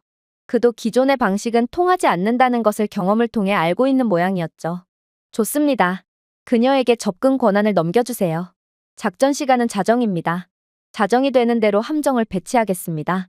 그렇게 8시간 뒤 프로젝트 랜턴이라는 별명을 가진 가짜 서버가 가동되었습니다. 솔직히 저는 태연한 척은 했지만 정말 지금이라도 도망가고 싶을 정도로 초조했어요. 제 전략이 통하지 않는다면 뒷감당을 할 자신이 없었거든요. 하지만 저는 그럴수록 저 자신을 믿기로 했고 그렇게 1시간을 버텼습니다. 그리고 결국 그들은 제 미끼를 물더군요. 작고 조심스러운 정찰이 먼저 시작되었습니다. 그런 다음 그들은 확신을 찾는지 공격적인 데이터 탈취 시도를 하더군요. 그리고 마침내 위험을 부담하기에 충분한 먹음직스러운 자료라고 느꼈는지 그들은 이전에는 한 번도 발견하지 못한 운영자의 본격적인 원격 세션을 드러내기 시작했어요. 수십 건의 공격 뒤에 숨겨진 진짜 뇌인 스카이파이어 명령 노드였죠. 그런 종류의 유령 같은 정보는 미국이 10년 동안 추적을 해왔지만 한 번도 발견해 본 적이 없었습니다. 하지만 중국 해커들은 완전히 실수했죠. 그들이 노리고 있는 정보에는 백도어 추적이 활성화된 상태였거든요. 저희는 실시간으로 세션 업스트림을 추적했습니다. 스포핑된 IP 계층, 유령 서버, 이중 블라인드 프록시를 통해 말이죠. 도넬리와 그의 팀은 몇 분 만에 미로를 헤쳐나가는 동안 입이 떡 벌어지는 것을 지켜보았습니다. 그러고 나서 그들의 위치를 획득했어요. 샌프란시스코의 미등록 기술 허브였죠. 왠지 중국 해킹팀의 정보 획득 및 이동이 빠르다 싶었는데 이들은 중국에서 작전을 수행하는 것이 아닌 미국 현지에서 작전을 수행했기에 이상하리만큼 빠르고 철두철미한 모습을 보였던 거였습니다. 아무튼 실시간으로 FBI 전술팀이 그들의 장소를 습격했습니다. 그리고 그들은 곧 미국에 대한 가장 파괴적인 사이버 공격의 배후에 있는 설계자들인 중국의 유닛 스카이파이어의 지휘세를 점령했죠. 결국 저희는 정말로 중국의 핵심 해킹 조직들을 일망타진했던 거였습니다. 저를 의심했던 미국인 팀원들이 꿈꿔왔던 것 이상의 결과였어요. 센터의 어안이 벙벙한 침묵 속에서 저를 조롱했던 도넬리는 마침내 숨을 헐떡이며 중얼거렸습니다. 예수님, 그녀는 우리 부서 전체보다 훨씬 더 나아요. 그리고 처음으로 회의적인 요원들로 가득 찬 방은 더는 의심의 눈초리로 저를 보지 않았습니다. 오히려 순수하고 충격적인 존경심으로 저를 쳐다보았죠. 당연했습니다. 저는 중국 해커팀의 무적 신화를 완전히 박살내버렸거든요. 하지만 저는 웃지 않았습니다. 저는 그들을 위해 이번 작전을 수행한 것이 아니기 때문입니다. 저는 그것을 저 자신을 위해 했습니다. 그리고 조국을 위해, 한국을 위해서 했죠. 그러나 정말로 충격적인 반전은 이제 시작이었습니다. 샌프란시스코에서의 습격은 단지 시작에 불과했다는 것이 드러났거든요. 며칠 만에 압수된 중국 서버에서 추출한 데이터가 연쇄 반응을 일으켰습니다. 내 대륙에 걸쳐 숨겨진 중국의 해킹 조직들이 빛에 노출된 바퀴벌레처럼 떨어졌거든요. 프라하의 금융 해킹 허브, 인도네시아의 가짜 정보 서버 농장, 남아프리카 공화국이 한 통신회사의 비밀리에 운영되는 백도어 팀, 수십 명의 중국 해킹 요원, 수백 개의 시스템이 전부 노출되었습니다. 그야말로 스카이파이어 팀과 연결되어 있던 중국의 해커들은 줄줄이 엮여서 전부 뿌리째 뽑혔던 것입니다. 놀랍게도 이들은 한국의 네트워크도 타겟팅하고 있었는데요. 한국의 전력망과 은행 인프라, 그리고 DMZ 인근의 군사통신 등 그들은 한국에 대한 해킹도 시도하고 있었고, 결국 제 행동은 단순히 미국에만 도움이 된 것이 아닌 제 나라를 구한 셈이 되었습니다.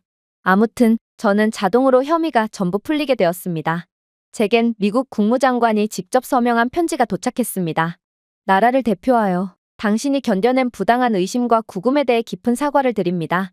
당신의 국가 안보에 대한 비할 데 없는 기여는 수많은 생명을 구했을 뿐만 아니라 위험한 시기에 우리 시스템의 무결성을 회복시켰습니다. 우리가 틀렸어요. 그리고 우리는 영원히 당신에게 빚을 지게 되었습니다. 그들은 거기서 멈추지 않았습니다. 저를 백악관에 초대한 뒤 여러 달콤한 제안을 하더군요. 이번 사건은 대한민국이 단순한 기술 강국이 아니라는 것을 전 세계에 보여주었습니다. 한국은 기술적인 선봉장입니다. 한국은 가장 복잡한 현대 시스템도 방어할 수 있는 최고의 인재를 배출합니다. 그러면서 제게 즉시 미국 시민권을 제안했고 또 연봉 수억 원을 받는 미국 최고 정보기관의 정규직 자리까지 제안했어요.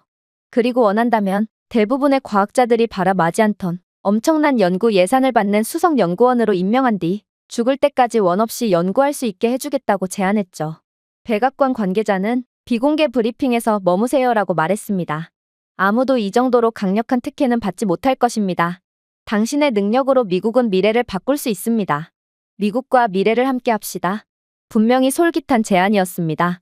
그러나 저는 다시금 회상하게 되었어요. 한때 저에게 수갑을 채웠던 사람들이 떠올랐습니다.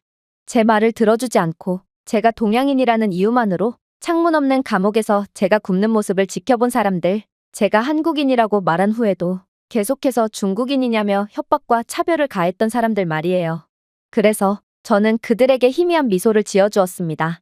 그러고 나서 말했습니다. 거절합니다. 침묵이 흘렀습니다. 마치 방 자체가 어떻게 반응해야 할지 모르는 것처럼 말이죠. 그들 중 한 명이 목을 가다듬었습니다. 당신이 무엇을 거절하고 있는지 아십니까? 압니다. 제가 대답했습니다. 그리고 저는 여전히 거절할 것입니다. 저는 천천히 일어났습니다. 저는 여기에 속하지 않습니다라고 제가 말했습니다. 그리고 저는 이곳에서 영원히 환영받지 못할 것입니다. 당신들은 제 한국 이름, 동양인 얼굴, 억양으로만 저를 판단했기 때문입니다.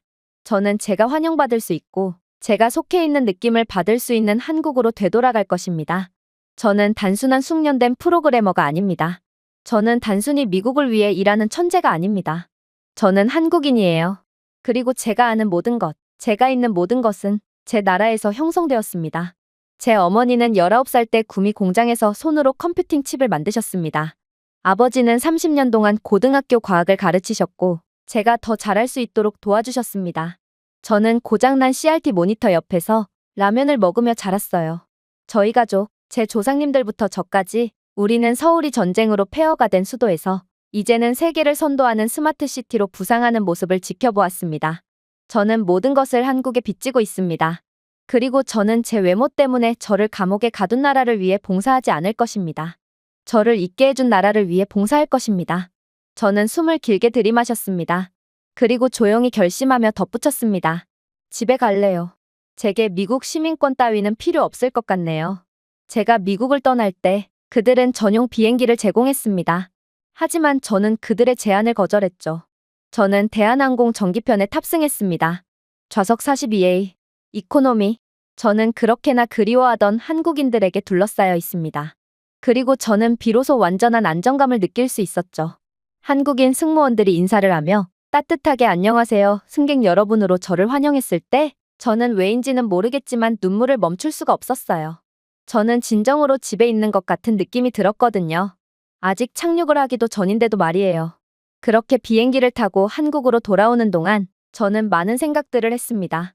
솔직히 제게 이렇게나 감당하기 힘든 고통을 준 미국에 소송이라도 하고 싶었어요.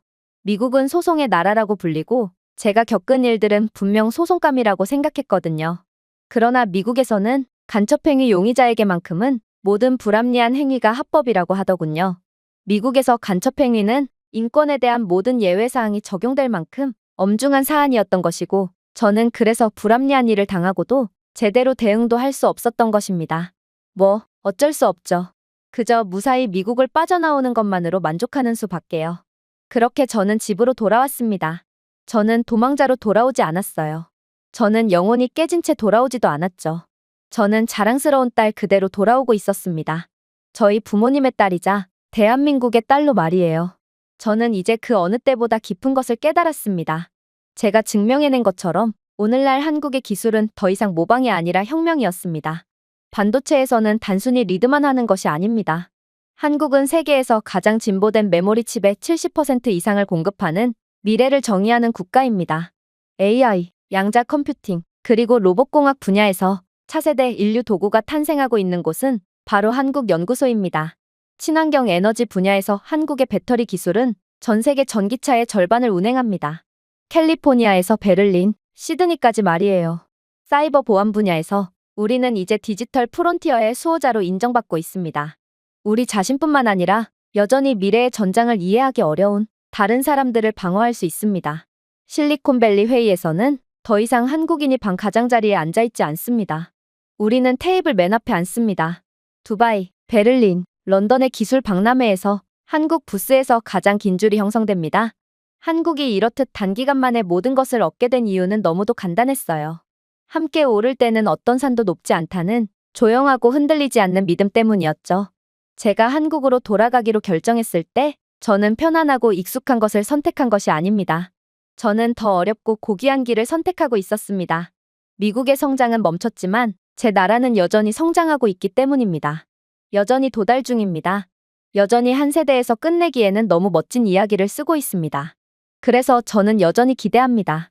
비록 저는 미국에서 한국 억양의 영어를 사용해서 조롱받고 차별받았지만 가까운 미래에는 분명히 미국인들이 미국 억양으로 한국어를 발음하며 한국을 존경할 것을 말이에요. 제가 준비해온 내용은 여기까지입니다. 끝까지 시청해주셔서 진심으로 감사드리며 여러분들의 구독과 좋아요, 알림 설정은 영상 제작에 큰 힘이 됩니다. 이상 세모튜브였습니다.